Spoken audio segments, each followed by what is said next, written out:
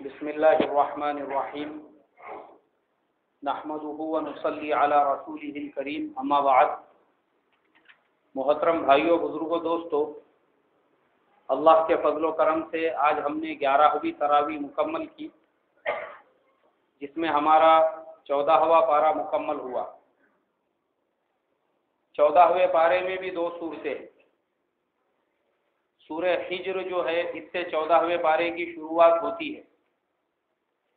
عربی زبان میں حجر پتھر کو کہتے ہیں، اور اس سورت کا نام سورہ حجر اس لیے ہے کیونکہ اللہ تبارک و تعالیٰ نے پتھر والی قوم کا اس میں ذکر فرمایا، اور وہ پتھر والی قوم کون سی تھی؟ وہ قوم ہے حضرت لوط علیہ السلام کی قوم۔ حضرت لوط علی نبینا علیہ السلام یہ حضرت ابراہیم علیہ السلام کے بھتیجے تھے، لیکن اللہ تبارک و تعالی نے ان کو بھی نبوت عطا فرمائی تھی اور ایک علاقے کا نبی بنایا تھا، جو علاقہ ملک شام، اردن، فلسطین وغیرہ کے قریب میں ہے، اس علاقے کا اللہ نے ان کو نبی بنایا تھا۔ حضرت لوط علیہ السلام اپنی قوم کو اللہ کی طرف بلاتے، ان کو گناہوں سے روکتے، مگر قوم ان کی باتوں کا انکار کرتی، اور اللہ تبارک و تعالی نے حضرت لوط علیہ السلام کو جس قوم کی طرف نبی بنا کر بھیجا تھا، اس قوم میں 2 برائیاں تھیں۔ سب سے پہلی برائی تو یہ تھی کہ وہ لٹیرے تھے، راستے سے چلنے والے جو قافلے ہوتے تھے ان کو لوٹ لیتے تھے، چوریاں کرتے تھے، ڈاکے ڈالتے تھے، لوگوں کو لوٹ لیتے تھے۔ اور دوسری برائی یہ تھی کہ اس قوم میں بدکاری عام تھی۔ وہ لوگ بدکاری سے بالکل نہیں ڈرتے تھے، جیسے کتا کتی اور بلی اور جانوروں کے اندر جیسے بدکاریاں عام ہوتی ہے، ویسے ہی اس قوم کے اندر بدکاری عام تھی۔ وہ بدکاری کو عیب نہیں سمجھتے تھے۔ اللہ تبارک و تعالیٰ نے حضرت لوط علیہ السلام کو اس قوم کی طرف بھیجا اور کہا کہ ان کو سمجھاؤ کہ ڈاکے سے باز آئے، اور جو بدکاری ان کے اندر عام ہو چکی ہے، جیسے جانوروں کی، کتوں کی طرح سے زندگی گزار رہے ہیں، اس زندگی سے باز آ جاؤ۔ لیکن قوم نے حضرت لوط علیہ السلام کا انکار کیا۔ لوگ ان کا مذاق اڑانے لگے، لوگوں نے ان کو ستایا، پتھر مارے، تکلیفیں دی، اور کسی نے بھی ان کی بات کو قبول نہیں کیا۔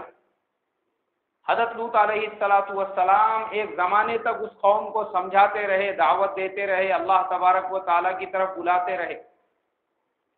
لیکن جب انتہا ہو گئی اور انہوں نے انکار کر دیا، اور بالکل ہی حضرت لوط علیہ السلام کو ستا کر یہ کہتے تھے کہ جس خدا کا تو نام لیتا ہے اور کہتا ہے کہ اس کا عذاب آنے والا ہے، وہ کب آنے والا ہے، ہم اس کا انتظار کر رہے ہیں۔ وَيَقُولُونَ مَتَىٰ هَٰذَا الْوَعْدُ إِن كُنتُمْ صَادِقِينَ، ارے اگر تو نے کم سے کم اتنی بات بھی سچی کر دی تو ہم کو لگے گا تو سچا ہے۔ تو جو کہتا ہے کہ میرے پروردگار کا عذاب آئے گا، اگر وہ عذاب بھی تو نے لے کر آ گیا تو ہم کو لگے گا کہ تو اللہ کا نبی ہے اور تو سچا ہے۔ لالا عذاب لے کر آ، ہم تیرے خدا کے عذاب سے ٹکر لینا چاہتے۔ اللہ کے عذاب کو للکارا۔ حضرت لوط علی نبینا علیہ السلام تو اللہ کے معصوم نبی تھے، دونوں ہاتھ اٹھائے اور دعا کی اور کہا کہ اے اللہ، اس قوم سے میں عاجز آ چکا ہوں، اور یہ قوم اب سننے والی اور ماننے والی نہیں ہے، اب تو ان کے حق میں جو بہتر ہو سکتا ہے وہ فیصلہ فرما۔ اللہ تبارک و تعالیٰ نے فرشتوں کی ایک پوری جماعت کو روانہ کیا۔ وہ سارے کے سارے فرشتے انسانوں کی شکل میں، بالکل خوبصورت نوجوانوں کی شکل میں زمین کے اوپر اترے،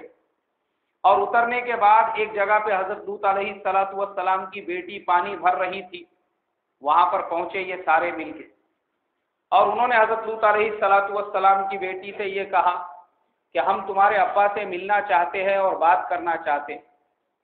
تو چونکہ حضرت لوط علیہ السلام کی بیٹی وہ یہ بات جانتی تھی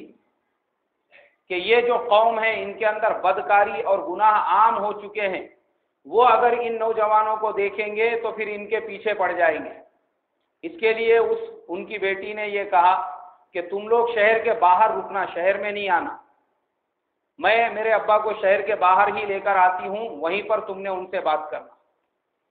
مگر اب وہ بیچاری جانتی نہیں تھی کہ یہ اللہ کے فرشتے ہیں اور عذاب لے کر آئے ہیں۔ وہ آئے،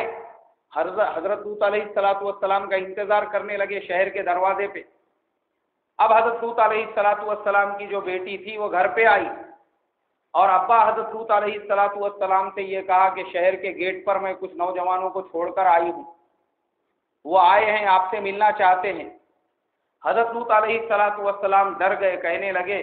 کہ یہ تو میرے مہمان ہیں، اگر میرے شہر کے لوگوں کو ان مہمانوں کے بارے میں پتہ چلا تو وہ بدکاری کے لیے ان کے پیچھے پڑ جائیں گے۔ حضرت لوط علیہ السلام شہر کے باہر گئے، ان سے ملاقات کی، انہوں نے کہا کہ ہم آپ کے گھر پہ رکنا چاہتے ہیں۔ حضرت لوط علیہ السلام نے ان سے کہا کہ دیکھو میرے شہر کے حالات صحیح نہیں ہیں، تم میرے گھر پہ اگر رکنا چاہتے ہو، میرے مہمان بننا چاہتے ہو تو مجھے کوئی اعتراض نہیں ہے، مگر یہاں کے قوم بدکاری، یہاں کی جو قوم ہے اور لوگ ہیں وہ بدکاری کے اندر مبتلا ہے۔ انہوں نے کہا کہ نہیں، ہم آپ کے گھر پہ رکنا چاہتے ہیں۔ اب وہ سارے فرشتے جو خوبصورت جوانوں کی شکل میں تھے حضرت لوط علیہ السلام کے گھر پہ آ گئے۔ قوم کو جب پتہ چلا تو قوم نے ایک دوسرے کو دعوت دی، وہ کہا وَجَاءَ أَهْلُ الْمَدِينَةِ يَسْتَبْشِرُونَ قَالَ إِنَّ هَٰؤُلَاءِ ضَيْفِي فَلَا تَفْضَحُونِ۔ پوری قوم نے ایک دوسرے سے کہا کہ چلو تمہارے لیے خوشخبری ہے، حضرت لوط علیہ السلام کے گھر پہ نوجوان آئے ہوئے ہیں خوبصورت۔ اب بدکاری کے لیے پوری قوم ان کے گھر کی طرف ٹوٹ پڑی۔ حضرت لوط علیہ السلام باہر کھڑے ہوئے اور انہوں نے قوم سے کہا اے میری قوم واتقوا اللہ ولا تخزون، ارے اللہ سے ڈرو، یہ میرے مہمان ہیں۔ انہوں نے کہا کہ نہیں، چاہے وہ تمہارے مہمان ہو لیکن ہم تو بدکاری کے اوپر مصر ہے، ہم بدکاری ہی کریں گے۔ حضرت لوط علیہ السلام نے بہت منع کیا لیکن قوم کے سمجھ میں نہیں آیا۔ جب قوم کی سمجھ میں نہیں آیا آپ روئے، گڑ گڑائے، یہاں تک کہ میرے محترم بزرگوں قرآن میں یہ بھی جملہ ہے کہ انہوں نے یہ کہا کہ اگر تم کو بدکاری ہی کرنا ہے تو یہ عورتیں موجود ہیں لیکن میرے مہمانوں کو تم ہاتھ مت لگاؤ۔ تو انہوں نے کہا کہ ہم کو عورتوں سے کوئی لینا دینا نہیں۔ وہ مانے، انہوں نے حضرت لوط علیہ السلام کی بات کو قبول ہی نہیں کیا، اور جب انہوں نے ان کی بات کو قبول نہیں کیا تو حضرت لوط علیہ السلام گھر میں آئے، اور یہ جو فرشتے تھے نوجوانوں کی شکل میں ان سے کہنے لگے کہ تم لوگ یہاں سے نکل جاؤ۔ حضرت لوط علیہ السلام سے فرشتوں نے کہا کہ آپ گھبراؤ مت، ڈرو مت، ہم اللہ کے فرشتے ہیں، تمہاری قوم کے اوپر عذاب لے کر آئے ہیں۔ اس سے پہلے کہ اس قوم پر عذاب آ جائے آپ اپنے اہل و عیال کو لے کے یہاں سے روانہ ہو جاؤ۔ حضرت لوط علیہ السلام نے اپنے بیٹیوں کو اور جو لوگ ایمان میں داخل ہوئے تھے ان کو سب کو لے کر رات کے اندھیرے میں وہاں سے نکل گئے اور خوب دور چلے گئے شہر کے۔ لیکن میرے محترم بزرگوں اب اللہ کو اس قوم کے اوپر عذاب کو لانا تھا۔ وہ فرشتے انہوں نے اس قوم کے اوپر پتھروں کی بارش برسائی، اسی لیے اصحاب الحجر یعنی پتھر والے ان کو کہا جاتا ہے۔ اتنی پتھروں کی بارش برسی، اتنی پتھروں کی بارش برسی کہ وہ پوری قوم ہلاک ہو گئی، لیکن اس کے باوجود بھی ان کا عذاب پورا نہیں ہوا۔ اللہ تبارک و تعالی نے حکم دیا کہ یہ قوم جس خبیث گناہ کے اندر مبتلا تھی اور جس طرح کا رذیل گناہ یہ کرتے تھے اور جو گناہ انہوں نے کیا ہے وہ میرے نزدیک اتنا زیادہ ناراض کرنے والا اور میرے نزدیک اتنا زیادہ برا اور میرے نزدیک اتنا زیادہ اخبث ہے کہ اس گناہ کی وجہ سے اس قوم کو ایسا زمین پر پٹکو کہ ان کا نام و نشان بھی ختم ہو جائے۔ اللہ کو بدکاری اور گناہ اتنا زیادہ ناپسند ہے۔ حضرت جبریل علیہ السلام نے اپنے پر سے وہ جتنی بھی زمین تھی جہاں وہ قوم آباد تھی اس کو اوپر اٹھایا۔ علماء لکھتے ہیں کہ قوم لوط کو جب انہوں نے اوپر اٹھایا تو پہلے آسمان پر کے جو فرشتے تھے ان فرشتوں کو اس قوم کی جو مرغیاں بچ گئی تھی اور جو جانور بچ گئے تھے ان کی آوازیں سنائی دینے لگی۔ اتنے اونچائی پر اٹھایا اور اٹھانے کے بعد جب پٹکا اس قوم کو زمین پر تو اتنا نیچے پٹکا کہ وہاں پہ ایک سمندر وجود میں آ گیا، اور اس سمندر کو ڈیڈ سی کہا جاتا ہے، بحر المیت یا بحر مردار کہا جاتا ہے۔ کیوں کہا جاتا ہے؟ دیکھو نحوست، دیکھو اس گناہ کی کہ اللہ کو زنا کاری اور بدکاری کتنا زیادہ ناپسندیدہ ہے کہ اس گناہ کی نحوست کے بعد وہ قوم ہلاک ہو کے آج ہزاروں سال ہو گئے، لیکن جس جگہ پہ اس قوم کو پٹکا گیا تھا اس جگہ پہ جو سمندر وجود میں آیا وہاں پہ کوئی بھی مخلوق زندہ نہیں رہتی۔ یہ دنیا کا واحد سمندر ہے، اس کا نام ہی ڈیڈ سی ہے، اس کو بحر مردار اسی لیے کہا جاتا ہے۔ کوئی بھی جانور اس کے اندر زندہ نہیں رہتا، اس میں کوئی مچھلی نہیں ہے، پورے سمندر کے اندر کوئی مینڈک نہیں ہے، کوئی کاسو نہیں ہے، کوئی مگرمچھ نہیں ہے، کوئی سمندری جانور اس پانی کے اندر نہیں ہے۔ پورا کیا پورا جو سمندر ہے وہ سمندر میں صرف پانی ہے، بس اس کے علاوہ کوئی مخلوق ہے ہی نہیں، کیونکہ کوئی زندہ نہیں رہتا۔ اور ایک بات یہ ہے کہ انسان بھی اگر اس سمندر میں جائے تو وہ پانی میں ڈوبتا نہیں۔ تو پانی کی خاصیت ہی ایسی ہے کہ کوئی بھی چیز آپ ڈالیں گے وہ اوپر ہی تیرے گی، اگر انسان اس میں چلا گیا وہ ڈوبے گا نہیں، پانی کے اوپر ہی جو ہے وہ تیرے گا۔ بحر مردار یعنی اللہ نے عبرت بنایا قیامت تک آنے والی انسانیت کو کہ دیکھو اللہ کو زنا کاری اور بدکاری اتنا زیادہ ناپسندیدہ ہے کہ اللہ تبارک و تعالی نے اس کرنے والی قوم کو ایسے تباہ کیا، ایسے برباد کیا، ایسے ہلاک کیا اور ایسا ان کو آسمان پہ اٹھا کے زمین پہ پٹک دیا کہ آج بھی جس جگہ پر ان کو پٹکا گیا ہے اس جگہ پہ کوئی مخلوق زندہ نہیں رہتی۔ اس لیے میرے بھائیوں، بزرگوں، دوستوں، اس پورے واقعے سے ہم کو یہ پتہ چلتا ہے کہ اللہ تبارک و تعالی کو سب سے زیادہ جو ناپسندیدہ گناہ ہے وہ زنا کاری ہے اور بدکاری ہے، حرام کاری اللہ کو سب سے زیادہ ناپسندیدہ ہے۔ اسی لیے اللہ تبارک و تعالی نے حدیثوں میں اللہ کے نبی نے فرمایا کہ جس قوم میں بدکاری اور زنا کاری عام ہو جاتی ہے اللہ اس قوم پہ بارشوں کو روک دیتا ہے۔ آج یہ بارشیں جو نہیں ہو رہی ہے اس کی بنیادی وجہ، اس کا بیسک ریزن یہی ہے کہ آج ہماری قوموں میں زنا کاری عام ہو چکی ہے، عام ہو چکی ہے۔ لوگ زنا کرنے کو گناہ نہیں سمجھ رہے ہیں، اسی وجہ سے عورتوں میں بے پردگی فیشن عام ہو چکا ہے، لوگوں کے اندر یعنی لوگ اس کو عیب نہیں سمجھنے لگے ہیں۔ اور جب یہ گناہ عام ہو گئے تو اللہ کی طرف سے عذاب بھی عام ہو گئے کہ آج پانی پانی پانی کے لیے لوگ ترس رہے ہیں لیکن بارشیں نہیں برس رہی ہے۔ کیوں؟ یہ سب حرام کاری اور زنا کاری کا نتیجہ ہے، یہ اس کی نحوست ہے، یہ اس کی وجہ سے اللہ نے بارشوں کو روک دیا۔ اور اللہ کو یہ گناہ اتنا زیادہ ناپسندیدہ ہے کہ جو آدمی بھی یہ گناہ کرتا ہے اللہ اس کو مرنے کے بعد جو عذاب دیں گے وہ تو اتنا سخت ہوگا کہ ہم اندازہ بھی نہیں لگا سکتے۔ مگر دنیا میں بھی اللہ نے ایسے لوگوں کے لیے جو عذاب پیدا کیا ہے وہ ایڈس کی بیماری ہے، HIV جس کو کہا جاتا ہے۔ ایسے جو زناکار ہوتے ہیں اللہ ان کو یہ بیماری میں مبتلا کر دیتا، اور جب یہ بیماری ایسے لوگوں کو لگ جاتی ہے دنیا میں ہر بیماری کا علاج ہے، کینسر کا علاج ہے، TB کا علاج ہے، ملیریا کا علاج ہے، ڈینگو کا علاج ہے، ہر بیماری کا دنیا میں علاج ہے۔ لیکن ایڈس ایک ایسی بیماری اللہ نے کہا میرا حکم توڑو گے، ارے جس قوم نے اس کام کو کیا تھا میں نے اس جگہ کو اتنا منحوس بنا دیا کہ وہاں کوئی زندہ نہیں رہ سکتا، تو تجھے کیسے میں زندہ رکھ سکتا؟ جہاں پہ بھی یہ رہے گا اللہ نے اس کے لیے یہ فیصلہ کیا اور وہ بیماری پیدا کر دی کہ 1 کروڑ روپے بھی آپ خرچہ کریں گے اس کا علاج نہیں ہے، پوری دنیا میں اس کا علاج نہیں۔ امریکہ، US،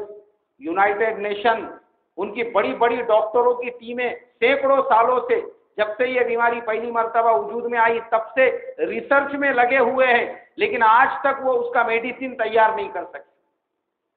اور ایسی موت دیتا ہے اللہ تبارک و تعالی زنا کرنے والے کو، جس کو جب یہ بیماری لگ جاتی ہے اس کا سب سے پہلے اس کی شروعات ایسی ہوتی ہے کہ آدمی کے باڈی کے اندر جو اللہ تبارک و تعالی نے بیماری کو روکنے کی جو طاقت رکھی ہے وہ ختم ہو جاتی ہے۔ جو ڈیفنس پاور ہوتا ہے آدمی کی باڈی میں، جسم کے اندر، وہ جو طاقت ہوتی ہے اس کو اللہ نے ختم کر دیتے۔ اس کے بعد اس کو زکام آئے گا تو اب وہ زکام جائے گا نہیں، اب وہ ہمیشہ کے لیے آ گیا۔ کھانسی آ گئی وہ ہمیشہ کے لیے آ گئی، بخار آیا اب وہ آ گیا، ہمیشہ کے لیے آیا، اب اس کا کوئی علاج نہیں۔ جو بیماری اس کو آئے گی وہ بیماریاں اس کے جسم کے اندر بڑھتے جائیں گی، بڑھتے بڑھتے اس کے پھیپھڑے خراب ہوتے ہیں، کڈنیاں خراب ہوتی ہے، اس کا لیور خراب ہوتا ہے، اور خراب ہوتے ہوتے ایک وقت ایسا آتا ہے کہ جو چیز اس کے منہ میں ڈالو گے وہ اگ دیتا ہے، اس کو پیٹ میں نہیں رکھتا، اور ہوتے ہوتے اس کا جسم جو ہے، پوری آنکھیں اس کی پیلی ہو جاتی ہے، جسم پورا پیلا پڑ جاتا ہے، اور اس کے بعد اس کا جو جسم ہے وہ ایسے ہو جاتا ہے جیسے آٹا ہوتا ہے کہ اس کے جسم میں اگر کسی نے انگلی کھپسا تو پوری انگلی اندر چلے جانا، بے جان ہو جاتا ہے پورا جسم، وہ زندہ رہتا ہے اس کے باوجود جسم اس کا سڑ جاتا ہے، اور اس کے بعد اس کا یہ حال ہوتا ہے کہ اس کے چمڑی کو اگر کسی نے ایسا انگلی سے کھینچا تو پورے آنگ پہ کی چمڑی ملئی کے جیسا نکل جانا۔ اللہ تبارک و تعالی زندگی میں ہی ایسے آدمی کو ایسی ذلت کی زندگی عطا فرماتے ہیں، اور پھر جس کو پتا چلتا ہے لوگ دور سے ہی جو ہے اس کو دیکھتے ہیں، دور سے ہی اس کے قریب بھی نہیں آتے، اور مرنے سے پہلے ہی پوری دنیا اس کے اوپر تھوکتی ہے۔ کیوں؟ اس لیے کہ اس نے اللہ تبارک و تعالیٰ کو ناراض کرنے والا کام کیا۔ مرنے کے بعد جو سزا ملیں گی تو ملیں گی، اور آج ہمارے زمانے میں گرل فرینڈ بنانا فیشن ہو گیا ہے ہمارے نوجوانوں کا، ہر ایک کو موبائل چاہیے، ہر ایک کو واٹس ایپ اور فیس بک چاہیے، ہر ایک کو ٹویٹر چاہیے، جب دیکھو جب لگے ہوئے ہیں چیٹنگ کے ساتھ میں۔ کیوں؟ لڑکیوں کے ساتھ بولے جس کی جتنی زیادہ گرل فرینڈ رہیں گی اتنا زیادہ کالج کے اندر جو ہے نا اس کا مقام بڑھے گا، ولایت اتنی بڑی رہیں گی اس کی، اس کو اتنے جلدی قطب اور ابدال کا سرٹیفکیٹ ملے گا۔ اور یہی وجہ سے شروعات ہوتی ہے، اور پھر شروعات ہونے کے بعد، اور ہم لوگ عیب بھی نہیں سمجھتے، نہ ماں باپ لڑکیوں کے موبائل چیک کرتے ہیں، نہ ماں باپ لڑکوں کے موبائل چیک کرتے ہیں کہ ہمارا بیٹا کیا کر رہا ہے اور ہماری بیٹیاں کیا کر رہی ہیں۔ میرے تو سمجھ میں یہ نہیں آتا کہ لڑکیوں کو واٹس ایپ اور فیس بک کی کیا ضرورت ہے، اور ان کو کیا ضرورت ہے یہ تمام چیزوں کی، لیکن کوئی دھیان ہی نہیں ماں باپ کا۔ ماں باپ کے اوپر فرض ہے ہمارے بیٹے کیا کارنامے انجام دے رہے ہیں ہم دھیان دیں، خدا نہ کرے کہیں ایسے ذلت کا دن ہم کو بھی دیکھنے کی نوبت نہ آنا پڑے۔ آدمی کے شروع میں نہیں سمجھ میں آتا، لیکن جب ٹھوکر لگتی اور جب یہ سب چیزیں آنکھوں کے سامنے آتی ہے تب سمجھ میں آتا ہے کہ ارے اگر ہم پہلے ہی ہوشیار ہو جاتے تھے تو کتنا اچھا رہتا تھا۔ اسی لیے میرے محترم بزرگوں دوستوں، جو لوگ یہ تمام چیزوں کو جانتے ہیں اور جن کے زندگیوں میں دینداری ہے، اسی وجہ سے آج ویسے لوگ اپنے لڑکوں کے لیے سیدھی اور سادی لڑکیاں تلاش کر رہے ہیں۔ نہیں ہونا بولے ہم کو گریجویٹ لڑکی نہیں ہونا، ہم کو پڑھی لکھی نہیں ہونا۔ میرے ایک دوست ہے، کروڑ پتی آدمی ہے، بہت بڑا زمینوں کا کاروبار ہے ان کا، انہوں نے اپنے بیٹے کے لیے ایک دم گاؤں کی بالکل ان پڑھ لڑکی جو مشکل سے چوتھی پاس ہوں گی ویسی لڑکی تلاش کر کے لے کر آئے، حالانکہ لڑکا اچھا ہائی فائی پڑھا لکھا ہوا ہے، ایجوکیٹڈ ہے۔ تو میرے کو بھی بلائے نکاح کے اندر، میں نے ان سے یہ کہا، میں بولا یار تمہارے پاس کسی چیز کی کمی نہیں ہے، بچہ تمہارا ایک دم ہائی فائی پڑھا لکھا ہائر ایجوکیٹڈ ہے، اور تم نے گاؤں کی ایک دم سیدھی سادی لڑکی لے کر آئے۔ تو بولے مولانا اس کا ریزن یہ ہے کہ ہم کو بالکل سیدھی سادی لڑکی چاہیے تھی جس کے زندگی میں دینداری ہو، جس کو موبائل وغیرہ بالکل واپرنا نہیں آتا۔ ہمارے لڑکے کے لیے بڑے بڑے رشتے آئے، مگر جس کے وہاں بھی رشتے کے لیے جاتے تھے ہر ایک بولتا تھا، کوئی بولتا تھا ہماری بیٹی کمپیوٹر انجینئر ہے، اس کو سب ساری چیزیں معلوم ہے، بولے اس کے واٹس ایپ ادھر ہے، فیس بک ادھر ہے، ادھر یوٹیوب ہے، ادھر سے ٹویٹر ہے، پوری ڈیجیٹل ہے، بولے وہ S5 ہے، بولے وہ گیلیکسی S5، تمام جتنی بھی اس کے اندر تمہارے کو جو کانفیگریشن چاہیے نا، بولے آج کے حساب سے آج کا جو ایک دم لیٹسٹ کانفیگریشن ہے وہ سب ہمارے بیٹی کے اندر موجود ہے، ہر چیز ہے پوری ایسی لیس ہے، بولے ہتھیاروں سے سب چاروں طرف سے، ادھر سے واٹس ایپ، ادھر سے فیس بک، ادھر سے یوٹیوب، ادھر سے ٹویٹر، تمام چیزیں ہیں اس کے پاس۔ تو ہم نے بولے نہیں بابا اتنی ہتھیاروں سے لیس لڑکی ہمارے کو نہیں چاہیے، ہم کو وہ چاہیے جنہیں زندگی میں کبھی فیس بک، واٹس ایپ اور ٹویٹر اور یوٹیوب کا نام نہیں سنا ہوگا۔ اس کے لیے ہم نے کیا کیا، ہمارے ایک رشتہ دار کو گاؤں میں بولے، بیچارے نے دیکھا، اور دیکھنے کے بعد پورے خرچے سے ہم نے شادی کر کے لے کر آئے، 1 روپیہ بھی ان پر وہ کیا کریں گے، بولے ہمارے خرچے کے مقابلے سادی سیدھی بالکل لڑکی، ہم کو ایسی لڑکی چاہیے تھی۔ تو میرے محترم بھائیوں، بزرگوں، دوستوں، بہت زیادہ ضرورت ہے آج اس بات کی۔ اللہ جو بارشوں کو نہیں برسا رہا ہے، یہ سارے گناہ عام ہونے کی وجہ سے، اور ان گناہوں پہ کنٹرول کرنا بہت ضروری ہے، اور سب سے بڑا کنٹرول یہ ہے آدمی اپنے آنکھوں کی حفاظت کرے۔ کائے کی حفاظت کرے؟ آنکھوں کی حفاظت کرے، راستے سے چلتے ہوئے، گلیوں میں چلتے ہوئے ہماری نظر جب ادھر ادھر نہیں پڑیں گی، ہمارے دل میں زنا کاری کے خیالات بھی نہیں آئیں گے۔ اور اللہ کے نبی نے فرمایا کہ کوئی آدمی راستے سے چل رہا ہے، اس کی کسی اجنبی عورت پہ نگاہ پڑ جائے تو وہ فوراً اپنے گھر پہ جا کے اپنے بیوی سے فراغت حاصل کرے، اللہ تبارک و تعالیٰ اس کے دل کی گندگی کو دور کر دے گا۔ یہ حدیث ہے اللہ کے نبی کی۔ مگر ہم لوگ کیا کرتے، ہمارے مولانا عقیل صاحب تھے حیدرآباد کے، وہ فرماتے تھے ہماری عادت ایسی ہوتی ہے، ہم راستے سے چلتے ہیں تو باہر کی مٹھائی کی دکانوں کو دیکھتے ہیں کہ یہ رسگلہ کتنا اچھا ہے، وہ گلابی جامن کتنا اچھا دکھ رہا، وہ رس ملائی کتنی اچھی دکھ رہی، وہ جلیبی کتنی اچھی ہے، یہ باہر کی جو ہے ہم مٹھائیوں کو دیکھتے ہیں۔ ارے بولے وہ گھر میں جو گڑ کی بھیلی پڑے ہوئی ہے وہ اچھی ہے اپنے واسطے۔ جب بھی تیرے دل نے مٹھائی کھانے کو بولا، گھر کو جانے کا اپنی بھیلی میں سے توڑ کے کھا لینے کا، باہر لوگوں کے رسگلے اور گلابی جامن دیکھتے کائی کو بیٹھنے کا۔ تو ایسے میرے محترم بزرگوں اللہ کے نبی نے فرمایا، اس لیے اپنے دل کی حفاظت کرنا، اپنے آنکھوں کی حفاظت کرنا بہت ضروری۔ اللہ تبارک و تعالی مجھے آپ کو اپنے ایمان کی سلامتی کی فکر پیدا فرمائے اور اپنے آنکھوں کی، دل کی، نظروں کی، ہر چیز کی حفاظت کی ہم کو توفیق عطا فرمائے۔ اور اللہ تبارک و تعالی نے ہمارے گناہوں کی وجہ سے جو بارشوں کو روک دیا ہے، اللہ ہمارے گناہوں کو معاف کر کے بارشوں کو برسانے کے فیصلے فرمائے۔ سبحان اللہ و بحمدہ، سبحانک اللہم و بحمدک، نشہد ان لا الہ الا انت، نستغفرک و نتوب الیک۔ سبحان ربک رب العزۃ عما یصفون و سلام علی المرسلین۔